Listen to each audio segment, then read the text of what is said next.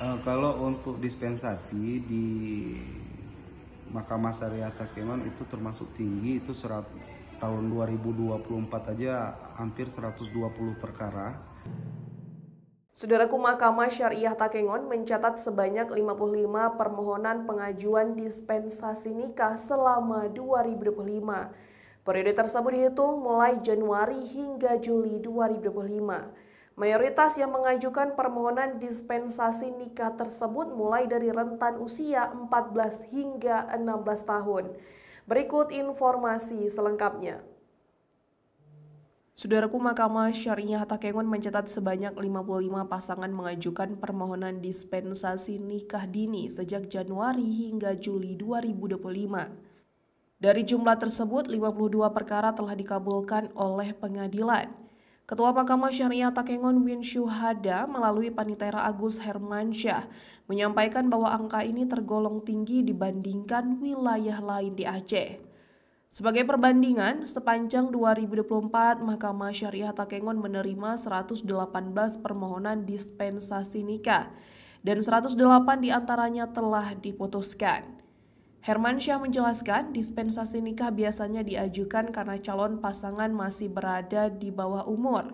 Sementara undang-undang mewajibkan usia minimal 19 tahun untuk menikah.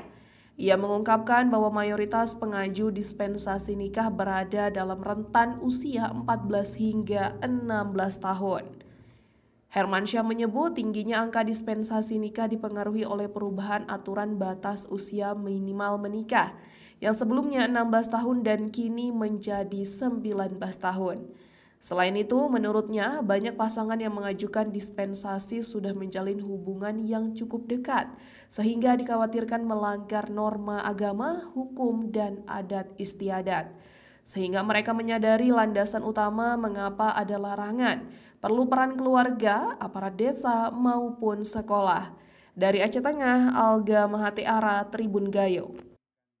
Nah itu rata-rata usianya itu 14 sampai 16 tahun. Bahkan ada juga, cuman tidak banyak, yang umur 12 tahun itu sudah mengajukan dispensasi kawin.